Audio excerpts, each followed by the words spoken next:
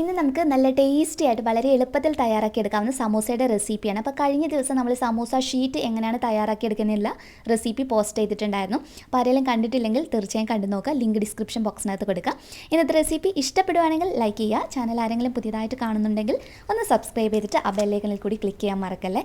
അപ്പോൾ പെട്ടെന്ന് തന്നെ ഇതെങ്ങനെയാണ് തയ്യാറാക്കിയെടുക്കുന്നതെന്നുള്ളത് നോക്കാം. അപ്പോൾ നമ്മൾ കഴിഞ്ഞ ദിവസം തയ്യാറാക്കി വെച്ചിട്ടുണ്ടായിരുന്ന സമൂസ ഷീറ്റാണിത്. അപ്പോൾ ഫ്രീസറിനകത്ത് വെച്ചിട്ടുണ്ടായിരുന്നതാണ്. അപ്പോൾ നിങ്ങൾ എപ്പോഴും റെഡിയാക്കി എടുക്കുന്നതിന് ഒരു 2-3 മണിക്കൂർ മുന്നെയെങ്കിലും ഒന്ന് പുറത്തെടുത്ത് വെക്കണം കേട്ടോ. അതിന് ശേഷം മാത്രം നിങ്ങൾ ചെയ്തെടുക്കുക. അപ്പോൾ ഞാൻ നേരത്തെ എടുത്ത് പുറത്ത് വെച്ചിട്ടുണ്ടായിരുന്നു. ഇത് നമുക്ക് അങ്ങോട്ടൊക്കെ ഒന്ന് മാറ്റി വെക്കാം. അതിനുശേഷം നമുക്കിത് ഒട്ടിച്ചെടുക്കാനുള്ള ചെറിയൊരു പേസ്റ്റ് വേണം. ഒന്നുമില്ല, ജസ്റ്റ് 2 ടേബിൾ സ്പൂൺ എടുത്ത് മൈദ ഒരു ബൗളിനകത്തോട്ടേക്ക് ചേർത്ത് കൊടുത്തിട്ട് കുറച്ച് വെള്ളം ഒഴിച്ച് കൊടുത്തിട്ട് ഒന്ന് മിക്സ് ചെയ്തെടുത്താൽ മതി. നമ്മൾ സാധാരണ ചില സ്നാക്സ് ഒക്കെ ചെയ്യുമ്പോൾ നമ്മൾ മൈദ വെച്ച് പേസ്റ്റ് ഉണ്ടാക്കി എടുക്കാറുണ്ടല്ലോ. ആ ഒരു കാര്യം തന്നെയാണ്. വളരെ സിമ്പിളായിട്ട് ജസ്റ്റ് ഒന്ന് മിക്സ് ചെയ്ത് കൊടുക്കുക. ഒത്തിരി വെള്ളം കൂടി പോകരുത്. നമുക്കൊന്ന് ഒട്ടിച്ചെടുക്കാനുള്ള ഒരു പാകത്തിന് വേണം തയ്യാറാക്കിയെടുക്കാൻ വേണ്ടിയിട്ട്. അപ്പോൾ ഈ ഒരു പേസ്റ്റ് നല്ലതുപോലെ ഇവിടെ റെഡി ആയിട്ടുണ്ട്. ഇത് നമുക്ക് അങ്ങോട്ടേക്കൊന്ന് മാറ്റി വെക്കാം. ഇതിലോട്ടുള്ള ഫില്ലിങ്സ് തയ്യാറാക്കിയെടുക്കുന്നതിനായിട്ട് ഒരു പാൻ വെച്ച് ചൂടായി വരുന്ന സമയത്ത് 1.5 ടേബിൾ സ്പൂൺ എടുത്ത് എണ്ണ ഒഴിച്ചു കൊടുക്കാം. ഞാൻ വെളിച്ചെണ്ണയാണ് കേട്ടോ ഒഴിച്ചു കൊടുത്തത്. ഇതിലോട്ട് 1 ടീസ്പൂൺ ഇഞ്ചിയും വെളുത്തുള്ളിയും കൂടി അരച്ച് വെച്ചിട്ടുള്ളത്, ഒരു 2 പച്ചമുളക് പൊടിയായിട്ട് അരിഞ്ഞെടുത്തിട്ടുള്ളത്, കൂടെ തന്നെ ഒരു തണ്ട് കറിവേപ്പില കൂടി ചേർത്ത് കൊടുക്കാം.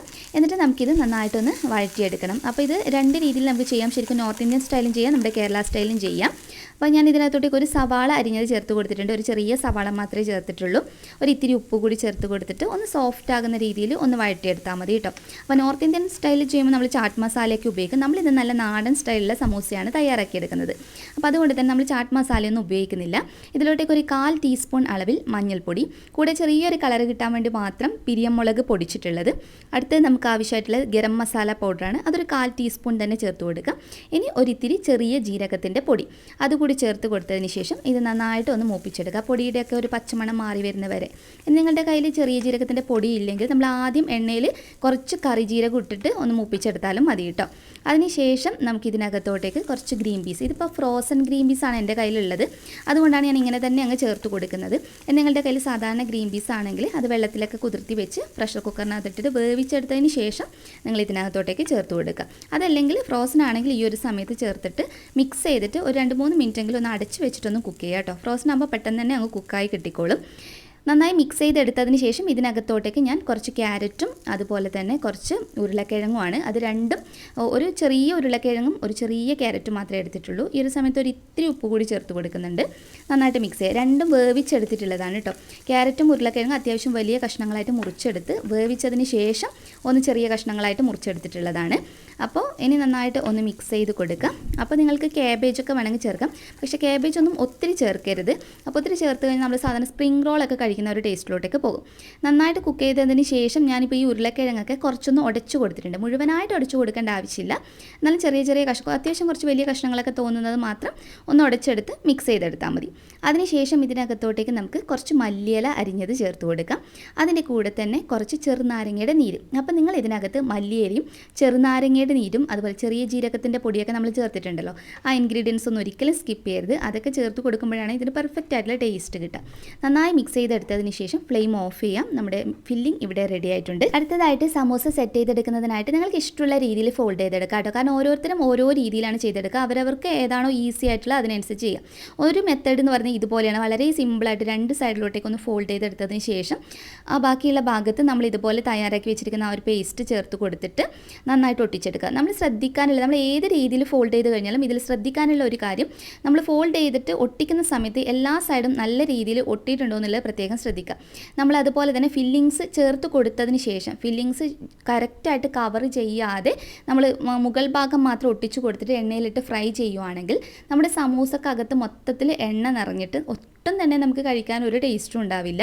അപ്പോൾ അതുകൊണ്ട് തന്നെ നിങ്ങൾ ഫില്ലിങ്സ് ചേർത്ത് കൊടുത്തതിന് ശേഷം നന്നായിട്ട് കണ്ടില്ലേ, ഈ ഒരു പോർഷൻ നല്ല ടൈറ്റായിട്ട് തന്നെ എപ്പോഴും നന്നായിട്ട് ഫോൾഡ് ചെയ്യുക. അതല്ലെങ്കിൽ ഞാൻ നേരത്തെ പറഞ്ഞ പോലെ ഫ്രൈ ചെയ്യുമ്പോൾ എണ്ണ മുഴുവൻ ഇതിനകത്തോട്ടേക്ക് കയറും.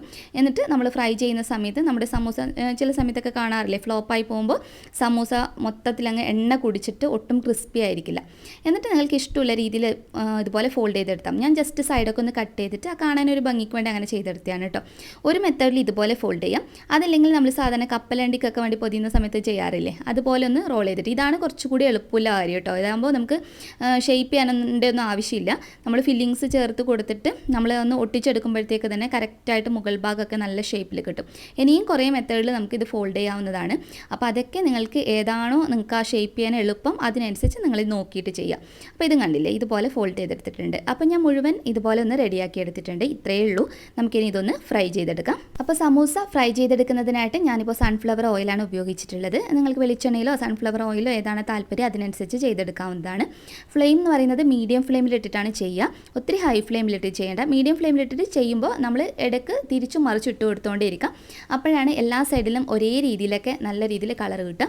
അതുപോലെ നിങ്ങൾ വലിയ കടായിയൊക്കെയാണ് ഉപയോഗിക്കുന്നതെങ്കിൽ അതിനകത്ത് ഓൾമോസ്റ്റ് 4-5 ഒക്കെ വെച്ചിട്ട് ചെയ്യാം കേട്ടോ. ഇതിപ്പോൾ എൻ്റേത് അത്ര വലുതൊന്നുമല്ല, അതുകൊണ്ടാണ് ഞാൻ ജസ്റ്റ് 3 മാത്രം ഇട്ടിട്ട് കാണിക്കുന്നത്. എന്നിട്ട് ഇടയ്ക്കിടയ്ക്ക് നമ്മൾ തിരിച്ചു മറിച്ചിട്ട് കൊടുക്കുമ്പോഴത്തേക്ക് ആ ശരിക്കും നമ്മൾ പുറത്തുനിന്നൊക്കെ വാങ്ങിക്കുന്ന സമൂസ ഷീറ്റിൻ്റെ പുറത്ത് നിങ്ങൾ കാണും ഇങ്ങനെ ചെറിയ നമ്മൾ ശരിക്കും ഷീറ്റ്സ് നമ്മൾ പുറത്തുനിന്ന് വാങ്ങിച്ചിട്ട് ചെയ്യാറുണ്ടല്ലേ, ഫ്രോസൺ ആയിട്ടുള്ളത്. അപ്പോൾ അതൊക്കെ ചെയ്യുമ്പോൾ ശരിക്കും നല്ല കുമിള പോലെ ഇങ്ങനെ ബബിൾസ് പോലെ മുകളിൽ ഇങ്ങനെ പൊങ്ങി വന്നിട്ട് നല്ല രീതിയിൽ കിട്ടും. അതേ രീതിയിൽ തന്നെ നമുക്ക് ഇതും ചെയ്ത് കിട്ടും. അപ്പോൾ നല്ല രീതിയിൽ നമ്മുടെ സമൂസ ഇവിടെ റെഡി ആയിട്ടുണ്ട്. അപ്പോൾ നിങ്ങൾ എന്തായാലും ഒന്ന് ട്രൈ ചെയ്ത് നോക്കണം കേട്ടോ. ശരിക്കും നമ്മൾ പുറത്തുനിന്ന് വാങ്ങിക്കുന്ന അതിനേക്കാളും നല്ല ടേസ്റ്റി ആയിട്ടുള്ളതാണ്. ഇതിൻ്റെ മസാല എന്ന് പറഞ്ഞാൽ ശരിക്കും നല്ല ടേസ്റ്റിയാണ്. നിങ്ങൾ വെളിച്ചെണ്ണയിൽ ചെയ്തിട്ട് ഞാൻ പറഞ്ഞ കുറച്ച് ഇൻഗ്രീഡിയൻസ് ഉണ്ടല്ലോ, അതൊന്ന് സ്കിപ്പ് ചെയ്യാതെ ഒന്ന് ചെയ്ത് നോക്കി, എന്തായാലും ഇഷ്ടമാകും. വേണമെങ്കിൽ മാത്രം നമുക്ക് കുറച്ച് ടൊമാറ്റോ സോസിൻ്റെ കൂടെയൊക്കെ സെർവ് ചെയ്യാം. അപ്പോൾ ഇത് ഞാൻ നല്ല ക്രിസ്പിയാണ്, ജസ്റ്റ് പൊട്ടിച്ച് കാണിച്ചു തരാം. കണ്ടില്ലേ? അപ്പോൾ എല്ലാവരും ട്രൈ ചെയ്ത് നോക്കിയിട്ട് നിങ്ങളുടെ ഫീഡ്ബാക്ക് അറിയിക്കാൻ മറക്കരുത്. നെക്സ്റ്റ് വീഡിയോയിൽ ഇനിയും നമുക്ക് നല്ല നല്ല വെറൈറ്റി ഡിഷസുമായി വീണ്ടും കാണാം. അതുവരെ ടേക്ക് കെയർ. Bye bye.